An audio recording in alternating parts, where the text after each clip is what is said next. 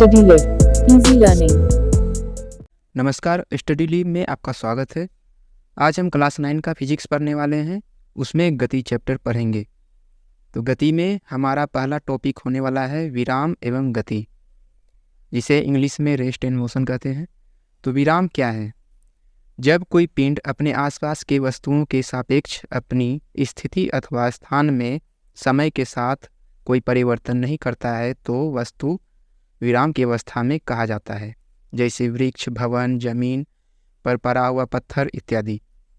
तो विराम दोस्तों एक्चुअली ये है, यहाँ पे डेफिनेशन के अनुसार, कि जब कोई वस्तु अपने आसपास की वस्तु के सापेक्ष में और समय के सापेक्ष में जब कोई भी गति नहीं करता है, एकदम स्थिर रहता है, जैसे कि वृक्ष हो गया। वृक्ष क्या होता है? एक ही जगह पे स्थिर रहता है, अपने स्थान और स्थिति में कोई परिवर्तन नहीं करता है समय के साथ और अपने आसपास की वस्तुओं के सापेक्ष में। तो इसलिए वृक्ष, भवन और जमीन पर पड़ा हुआ पत्थर क्या कहलाएगा? विराम की स्थिति में है। उसी तरह गति क्या है, मोशन क्या है? तो मोशन जस्ट विराम की उल्टा। जब कोई वस्तु अपने आसपास की वस्तुओं के सापेक्ष अपनी स्थिति अथवा स्थान में समय के साथ परिवर्तन करता है तो उसे गति में समझा जाता है, जैसे चलती हुई बस, नाचता हुआ लट्टू, फेंका गया पत्थर इत्यादि। तो गति क्या है? तो जब कोई वस्तु अपनी स्थिति अथवा स्थान में आसपास की वस्तु के सापेक्ष और समय के सापेक्ष में परिवर्तन करता रहता है तो वो गति में कहलाता है। जैसे कि चलती हुई बस क्या है? टाइम जैसे जैसे बढ़ता है तो वो अपने स्थान में परिवर्तन लाते रहता है, एक जगह से दूसरे स्थान में चला जाता है, तो वो गति में कहलाएगा। उसी तरह से लट्टू क्या है? घूमता हुआ लट्टू यानी नाचता हुआ लट्टू क्या है? वो भी गति में होगा। समय के हिसाब से, समय और अपने आसपास के स्थान के मुकाबले क्या है? वो घूमता रहता है, एक जगह से दूसरे जगह पे चला जाता है, तो वो गति में कहलाएगा। गोल गोल घूमना भी वो गति ही कहलाता है। और गोल गोल घूमते हुए वो क्या करता है? अपने स्थान में भी परिवर्तन लाता है, एक जगह से दूसरे जगह चला जाता है। इसीलिए नाचता हुआ लट्टू को भी क्या कहेंगे? गति में ही है वो। फेंका गया पत्थर समय के और आसपास की वस्तु के सापेक्ष में क्या है? एक स्थान से दूसरे स्थान में चला जाता है, अपनी स्थिति में परिवर्तन लाता है, तो वही मोशन कहलाएगा। तो ये सब क्या है? मोशन में है। इस प्रकार से आप विराम एवं गति को समझ सकते हो। यहाँ पे आपको एक बात ध्यान में रखना है कि कोई भी वस्तु विराम अथवा गति में है वो ऑब्जर्वर पे भी डिपेंड करता है, यानी जो देख रहा है उस पे भी डिपेंड करता है कि कोई वस्तु गति में है या विराम में है। चलिए मैं इसका उदाहरण देता हूँ। मान लीजिए आप अपने कमरे में बैठे हुए हो, ठीक है? तो आने वाला कोई भी व्यक्ति, आप हिल डोल नहीं रहे हो, अपने कमरे में कुर्सी पे बैठे हुए हो, तो कोई भी व्यक्ति आएगा तो आपको क्या मानेगा? आप स्थिर हो, ठीक? तो उस व्यक्ति के लिए आप स्थिर हो और खुद के लिए भी आप स्थिर ही हो, क्योंकि आप कोई भी स्थान में परिवर्तन नहीं कर रहे हो समय और आसपास की वस्तुओं के सापेक्ष में। मगर इसे थोड़ा बड़ा करके देखिए। किस तरह से? आप पृथ्वी पे हो, ठीक है? पृथ्वी खुद घूम रहा है, तो पृथ्वी को अगर कोई स्पेस से कोई एस्ट्रोनॉट या फिर कोई एलियन, चलिए मान लीजिए, अगर वो देख रहा है तो पृथ्वी के साथ साथ आप भी घूम रहे हो, तो उसके लिए, एक एलियन के लिए, एक एस्ट्रोनॉट के लिए जो स्पेस से, अंतरिक्ष से आपको देख रहा है, हालांकि आप दिखोगे नहीं मगर पृथ्वी को तो देख पा रहा है, अगर वो घूम रहा है तो क्या आप भी तो घूम रहे हो पृथ्वी के साथ? तो आप क्या हुए? रेस्ट में थे? नहीं, उनके लिए मोशन में हो आप भी। पृथ्वी पे हर एक चीज़ जो भी है, हर एक चीज़ मोशन में है, उसके लिए वो भी घूम रहा है पृथ्वी के साथ साथ। इस तरह से ऑब्जर्वर पे यानी देखने वाले पे भी डिपेंड कर जाता है कि कोई भी वस्तु गति में है या विराम में है। हर एक ऑब्जर्वर, देखने वाले के लिए एक्सप्लेनेशन अलग अलग होगा, ठीक है? तो ये है थोड़ा सा कॉम्प्लिकेटेड एग्जाम्पल, ये एक्सपीरियंस करना थोड़ा सा मुश्किल हो सकता है आपके लिए। चलिए मैं आसान ले लेता हूँ एग्जाम्पल आपके लिए। चलिए मान लीजिए एक बस है और रास्ता एकदम स्मूथ है, बस के अंदर आप बैठे हुए हो और खिड़की के बाहर आप नहीं देख सकते, पूरा पर्दा लगा हुआ है एकदम। चलिए ब्लैक खिड़की है मान लेते हैं। रास्ता एकदम स्मूथ है, कोई भी जर्किन उर्किन नहीं है, गड्ढा उड्ढा नहीं है रास्ता में, अब बस भी बिना कुछ हिले डुले आराम से चल रहा है। इस तरह से चल रहा है कि आपको अंदर बैठे हुए तो पता ही नहीं चल रहा कि बस चल रहा है, हालांकि बस चल रहा है, ठीक है। आप एज ए ऑब्जर्वर, आप जैसे देख रहे हो आसपास के यात्रियों को, बस में जो बैठा हुआ है, तो क्या लग रहा है आपको? बस भी स्थिर है और उसके यात्री भी स्थिर हैं, मगर क्या सच में आप स्थिर हो? आप देख रहे हो क्योंकि आप वहीं बैठे हुए तो सब चीज़ स्थिर लग रहा है, मगर वहीं पे सड़क के किनारे खड़ा हुआ या कोई भी व्यक्ति अगर देख रहा है आप बस को, तो क्या है? बस मूव कर रहा है। जब बस मूव कर रहा है तो उसके लिए बस में बैठे हुए सभी व्यक्ति क्या होंगे? वो भी गति में है। इस प्रकार से ऑब्जर्वर जब आप थे तो क्या सब चीज़ स्थिर था, मगर ऑब्जर्वर जैसे ही हमने चेंज किया, देखने वाले को जैसे ही चेंज किया, सड़क के किनारे वाले के लिए आप गति में हो। तो इस प्रकार से गति और विराम, ये जो दो चीज़ है, देखने वाले पे भी डिपेंड करता है कि कोई वस्तु गति में है या विराम में है। तो आई होप ये बात आपको अच्छे से समझ में आ गया होगा। चलिए आगे बढ़ते हैं। आगे हम गति के प्रकार के बारे में पढ़ेंगे, टाइप्स ऑफ मोशन। किसी भी पिंड की गति विभिन्न प्रकार की होती है। पहला संरेख गति पढ़ेंगे जिसे लीनियर मोशन कहते हैं। दूसरा है संरेख गति, नॉन लीनियर मोशन। तीसरा है वृत्तीय गति, सर्कुलर मोशन। चौथा घूर्णन गति, रोटेशनल मोशन। पांचवा है आवर्त गति, पीरियोडिक मोशन। एक एक करके मैं आपको समझा देता हूँ। संरेख गति, संरेख गति का मतलब ये हुआ कि जब कोई पिंड या वस्तु एक सीधी रेखा में सीधे चलते चला जा रहा है तो उस वस्तु की गति को संरेख गति कहेंगे। एग्जाम्पल के लिए मान लीजिए कि बंदूक से निकलता हुआ गोली एक सीधी रेखा में चलता है तो उसे संरेख गति में कहेंगे, ठीक है। वो गोली क्या है? संरेख गति में है। या सीधी रेखा में दौड़ता हुआ बच्चा क्या है? वो भी संरेख गति में कहलाएगा, उसका गति भी संरेख गति ही होगा। और एक और एग्जांपल ले लें तो एक सीधा सा रास्ता है, रोड है, उस पर एकदम सीधे चलते चला जा रहा है कोई कार, तो उस कार का गति भी संरेख गति ही कहलाएगा, यानी लीनियर मोशन कहलाएगा। असंरेख गति क्या होगा? जब कोई वस्तु एक सीधी रेखा में गति नहीं कर रहा होता है तो वो क्या कहलाता है? असंरेख गति। आमतौर पर सभी वस्तुओं का गति क्या होता है? असंरेख ही होता है। उदाहरण के लिए मान लीजिए कि कोई भी कार एक सड़क पे चल रहा है और हर बार जब टर्न आता है तो वो कार हर बार मुड़ जाता है। तो इस तरह से हर बार वो अपना दिशा में परिवर्तन लाता है, यानी कि एक सीधा रेखा में नहीं चल रहा है। तो इस वजह से कार का क्या होगा गति? उस केस में असंरेख गति होगा। और हम भी जैसे चलते हैं तो हर बार क्या है? हमेशा सीधा रेखा में तो नहीं चलते हैं। जैसे ही हमारा ज़रूरत पड़ता है टर्न लेने का रोड पे तो क्या है? घूम जाते हैं। इस वजह से हमारा गति भी, हमारा चलना भी, हमारा दौड़ना भी क्या है? असंरेख गति ही होता है, यानी नॉन लीनियर मोशन। अगला है वृत्तीय गति। वृत्तीय गति क्या है? Circular motion. सर्कुलर मोशन वो होता है जब कोई वस्तु एक सर्कल में यानी वृत्ताकार पथ पे घूमता रहता है तो वो क्या कहलाएगा? वृत्तीय गति में कहलाएगा। उस वस्तु का गति क्या कहलाएगा? वृत्तीय गति कहलाएगा। जैसे कि एक वृत्ताकार पार्क है, उसके अंदर एक वृत्ताकार सड़क है जिस पे कोई लड़का दौड़ रहा है, तो उस लड़के का गति क्या कहलाएगा? वृत्ताकार गति कहलाएगा। घूर्णन गति क्या है? यानी रोटेशनल मोशन। तो घूर्णन गति वो होता है जब कोई वस्तु अपने काल्पनिक अथवा वास्तविक अक्ष पे घूमता रहता है तो वो घूर्णन गति कहलाता है। जैसे दरवाज़ा का खुलना बंद होना, पंखा का घूमना। तो दरवाज़ा का खुलना, दरवाज़ा क्या है? एक तरफ से फिक्स रहता है दरवाज़ा, यानी उसका अक्ष हो गया, उसी के परितः घूमते रहता है। पंखा क्या हुआ? पंखा का जो एक डंटा होता है जिससे लगाव रहता है छत पे, तो वो उसका अक्ष हो गया, तो उसके चारों ओर वो घूमते रहता है, तो उस पंखे का गति क्या होगा? घूर्णन गति होगा। ये तो वास्तविक अक्ष की बात हो गया।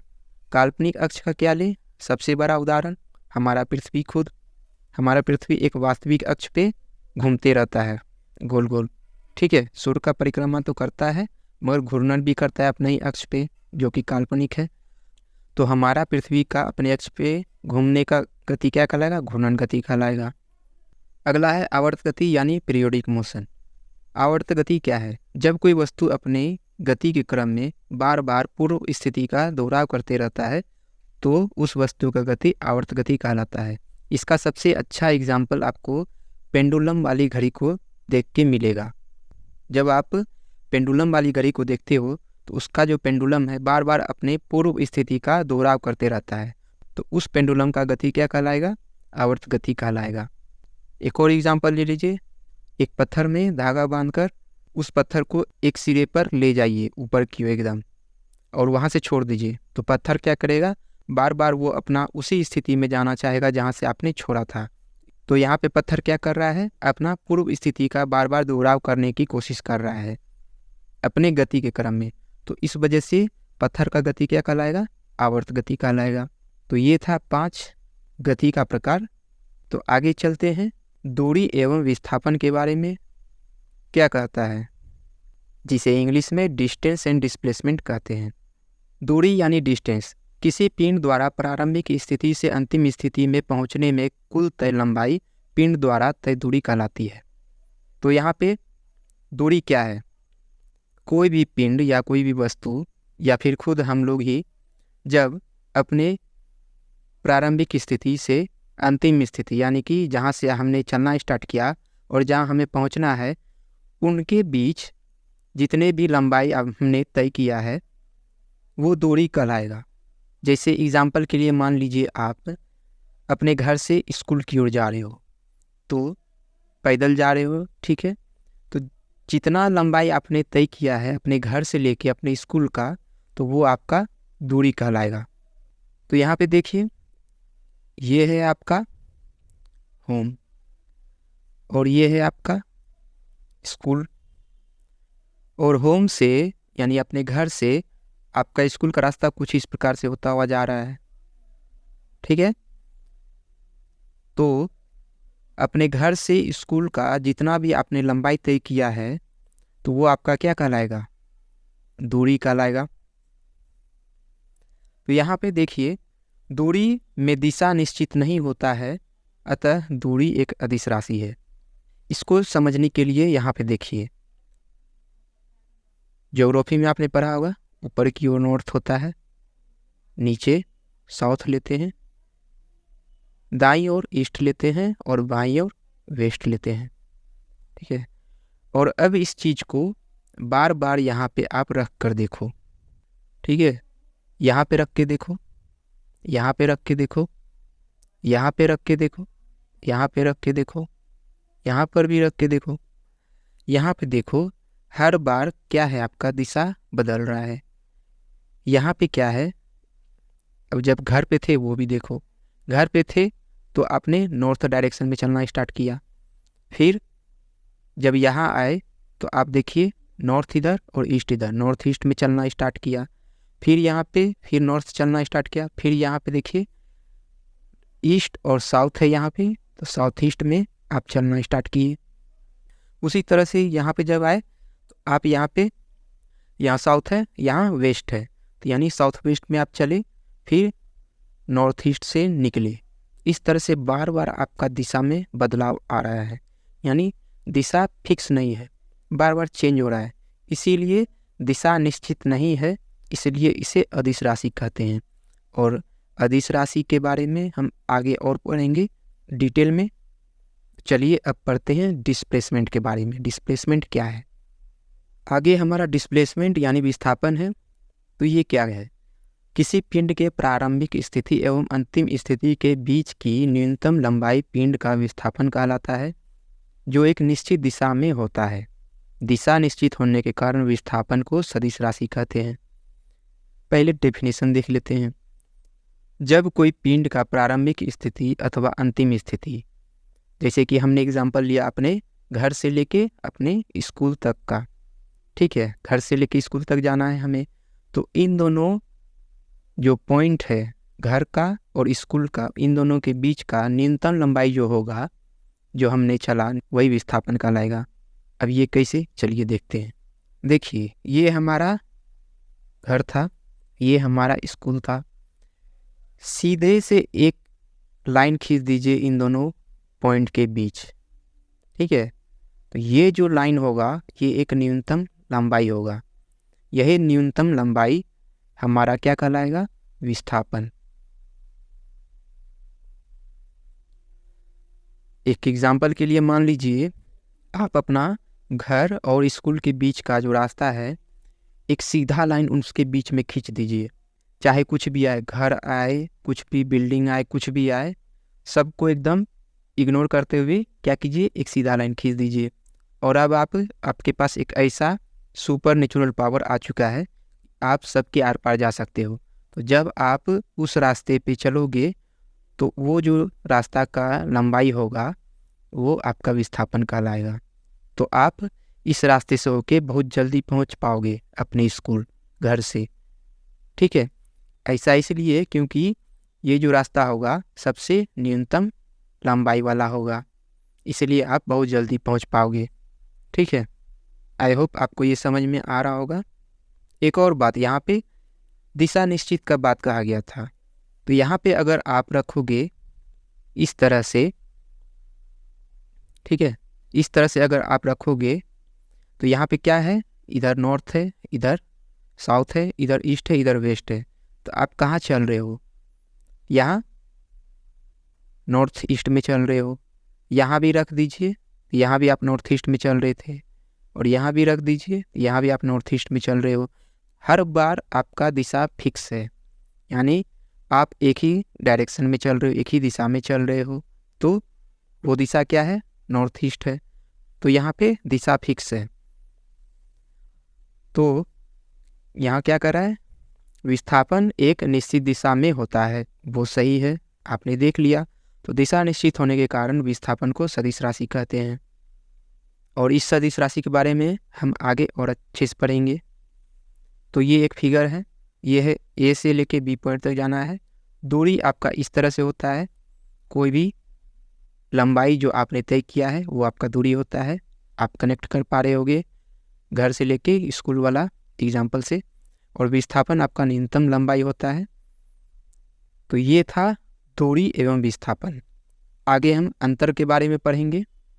दूरी एवं विस्थापन में अंतर, difference between distance and displacement. ये काफ़ी इम्पोर्टेंट है, ये एग्ज़ाम में आ सकता है आपके।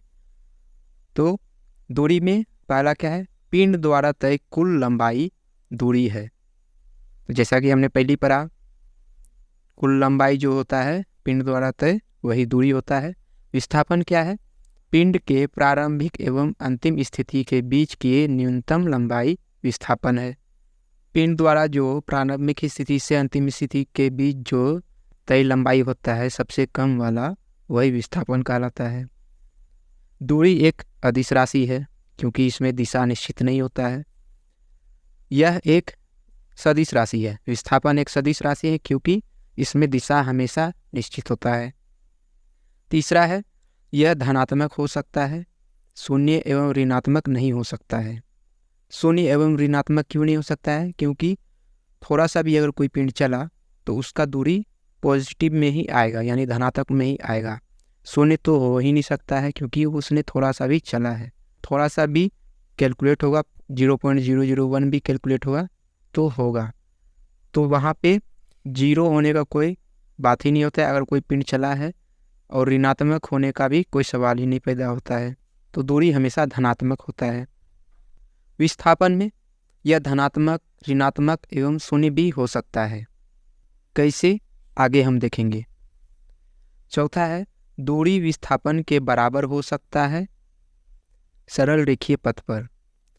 दूरी तो बड़ा होता है विस्थापन से क्योंकि दूरी कुल लंबाई होता है, विस्थापन न्यूनतम होता है। तो यहाँ पे दूरी जो है विस्थापन के बराबर हो सकता है सरल रेखीय पथ पे। वो कैसे, उसे देखेंगे हम आगे। विस्थापन दूरी के बराबर होने के साथ साथ कम भी हो सकता है सरल रेखीय पथ पर। तो एक सरल रेखीय पथ पर विस्थापन जो है दूरी के बराबर होने के साथ साथ कम भी हो सकता है। आइए देखते हैं वो कैसे होगा। चलिए एग्जाम्पल की मदद से ये पता करते हैं कि दूरी जो है पॉजिटिव होता है यानी धनात्मक होता है, जीरो नहीं होता है, नेगेटिव भी नहीं होता है। वही विस्थापन धनात्मक भी हो सकता है, जीरो भी हो सकता है और नेगेटिव भी हो सकता है। यानी ऋणात्मक भी हो सकता है, और दूरी जो है विस्थापन के बराबर हो सकता है मगर छोटा नहीं हो सकता है, बड़ा ही होगा। यानी कि विस्थापन जो है बराबर होगा दूरी के मगर छोटा भी हो सकता है, यानी बड़ा नहीं हो सकता है ये विस्थापन दूरी के। तो चलिए मान लेते हैं कोई ऑब्जेक्ट यानी पिंड ए से चलना स्टार्ट किया, वो बी तक पहुंच गया, 0 से स्टार्ट किया चलना और बी तक पहुंच गया। तो इस स्थिति में दूरी क्या होगा, उसका प्रारंभिक स्थिति और अंतिम स्थिति का बीच का कुल लंबाई क्या है, 5 किलोमीटर। ये किलोमीटर में है तो 5 किलोमीटर हुआ दूरी। तो दूरी क्या हुआ, 5 किलोमीटर। वही अगर विस्थापन की बात करें तो यहाँ न्यूनतम लंबाई क्या हो गया, प्रारंभिक स्थिति और अंतिम स्थिति का, ये भी 5 ही किलोमीटर हुआ।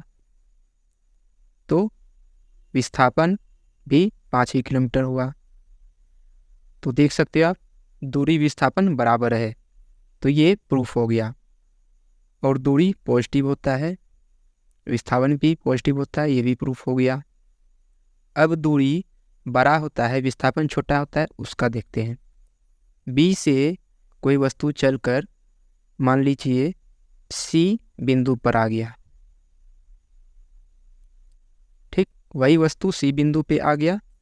तो अब क्या होगा, कुल दूरी प्रारंभिक स्थिति और अंतिम स्थिति के बीच का कुल लंबाई। तो अब दूरी क्या हो जाएगा, अब दूरी होगा, पहले 5 चला था किलोमीटर, अब उसमें 3 किलोमीटर और जोड़ दीजिए तो क्या हो जाएगा, ये 1 किलोमीटर, ये 1 किलोमीटर, ये 1 किलोमीटर, 3 किलोमीटर जोड़ दीजिए तो क्या हो जाएगा, 5 में 3 जोड़ दीजिए, 8 किलोमीटर दूरी हो जाएगा। वहीं विस्थापन की बात करें तो प्रारंभिक स्थिति और अंतिम स्थिति जो कि सी पे आया था, उसके बीच का न्यूनतम लंबाई क्या होगा, प्रारंभिक स्थिति और अंतिम स्थिति का न्यूनतम लंबाई है 2 किलोमीटर, ये 1 किलोमीटर, ये 1 किलोमीटर। तो विस्थापन क्या हो गया, 2 किलोमीटर, ये विस्थापन है। तो यहाँ देखिए विस्थापन और दूरी में दूरी बड़ा है, विस्थापन छोटा है। तो इस तरह से दूरी बड़ा विस्थापन छोटा, ये भी प्रूफ हो गया। तो यहाँ हर केस में देखिए दूरी पॉजिटिव ही आ रहा है, ठीक है, निगेटिव 0 नहीं आ रहा है। और जाहिर सी बात है थोड़ा सा भी कोई वस्तु चला तो उसका दूरी बन गया तो वो हमेशा पॉजिटिव ही होगा, तो इसे प्रूफ करने का ज़रूरत है ही नहीं। आगे चलते हैं, विस्थापन 0 हो सकता है, चलिए देखते हैं कैसे होगा। मान लीजिए वही वस्तु क्या है, फिर से सी बिंदु से अपना ही ए बिंदु पे आ गया, ठीक है, वहीं आ गया फिर से।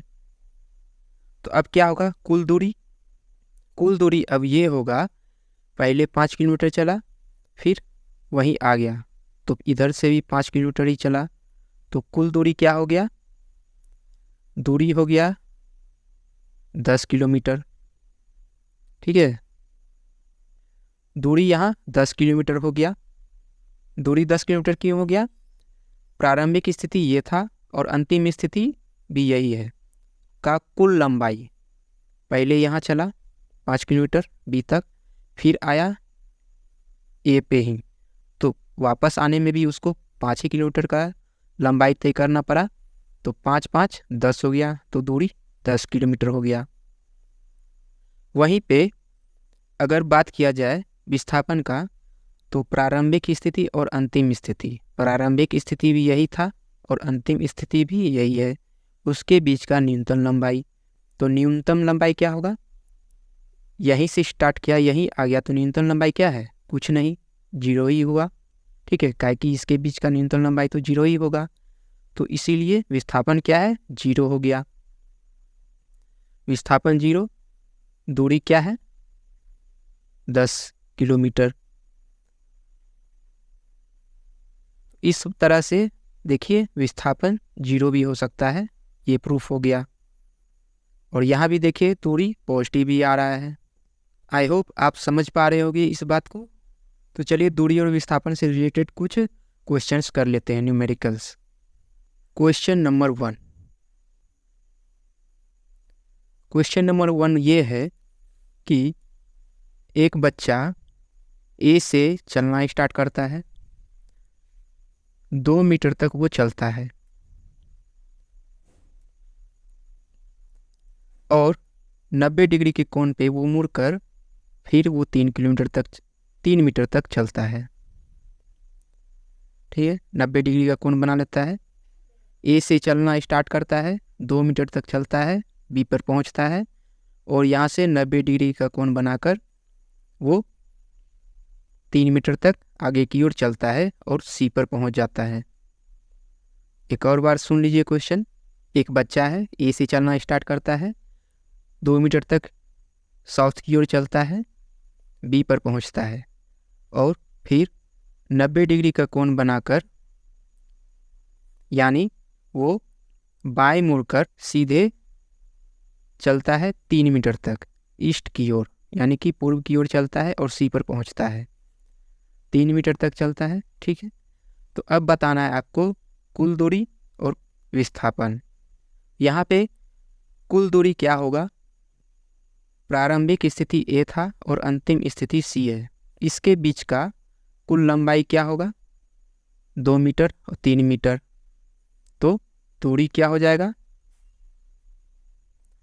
2 + 3 = 5 मीटर।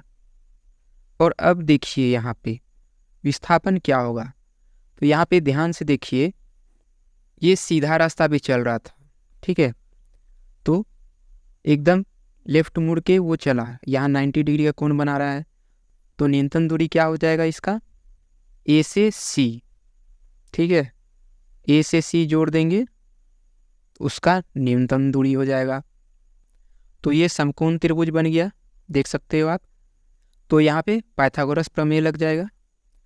तो यहाँ पे पाइथागोरस प्रमेय से ए सी क्या हो जाएगा, ए बी का स्क्वायर प्लस बी सी का स्क्वायर के बराबर होगा ए सी। तो विस्थापन क्या हो जाएगा,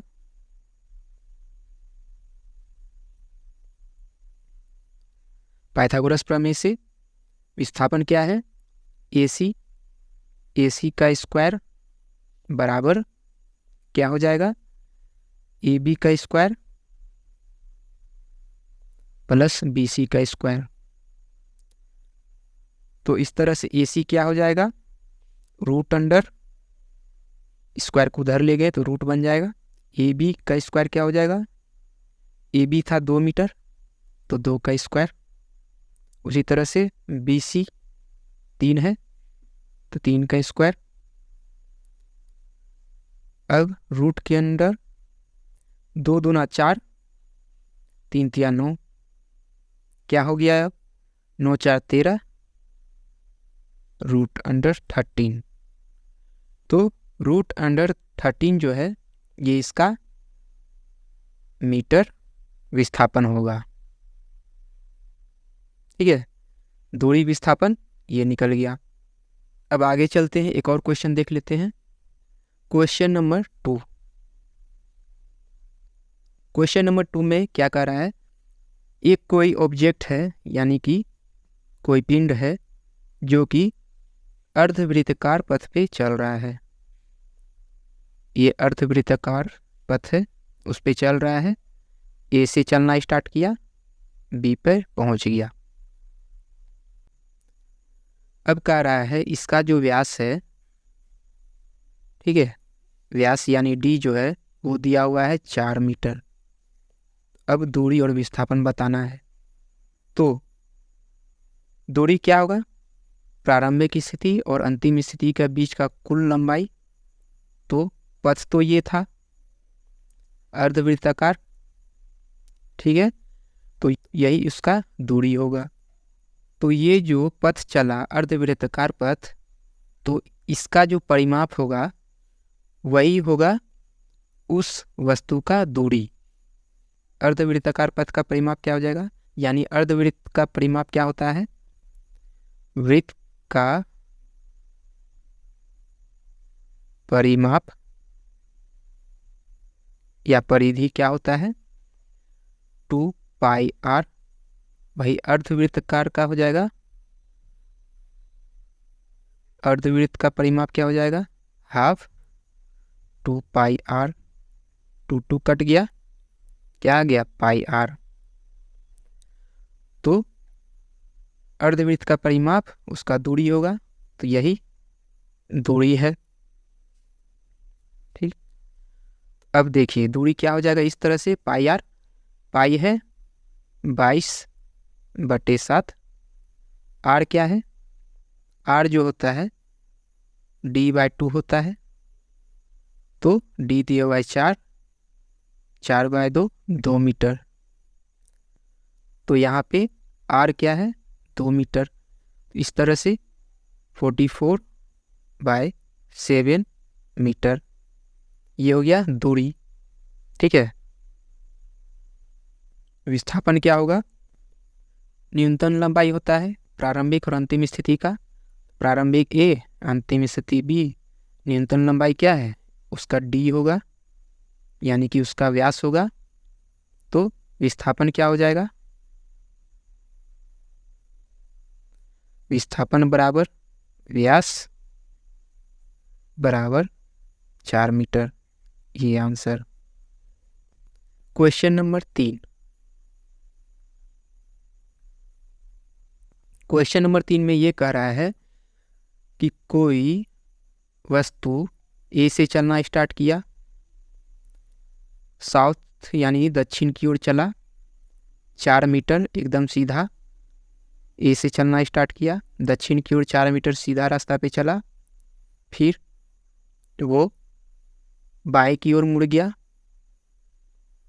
फिर 4 मीटर चला, फिर यहाँ तक बी पर आया था, फिर यहाँ सी पे आया, सी पे जैसे आया 4 मीटर चलने के बाद फिर वो ऊपर की ओर, फिर बाएं मुड़ा और ऊपर की ओर उत्तर की ओर चला 4 मीटर,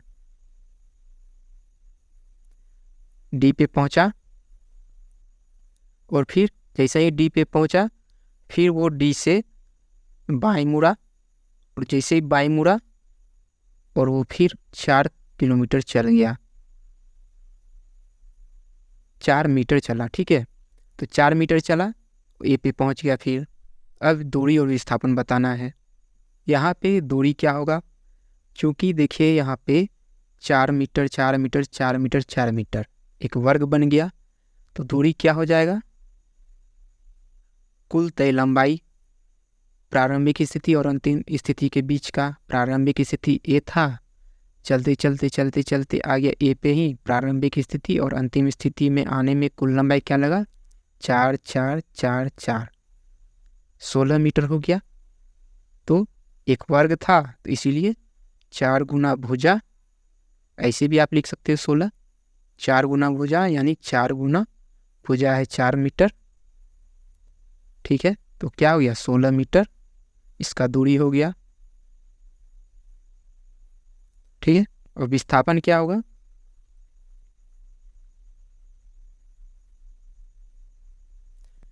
देखिए प्रारंभिक स्थिति ये था और अंतिम स्थिति भी यही है, तो न्यूनतम लंबाई क्या होगा इसमें, न्यूनतम लंबाई तो 0 ही होगा, क्योंकि जहाँ था वहीं आ गया, तो इसलिए विस्थापन भी 0 मीटर, आंसर।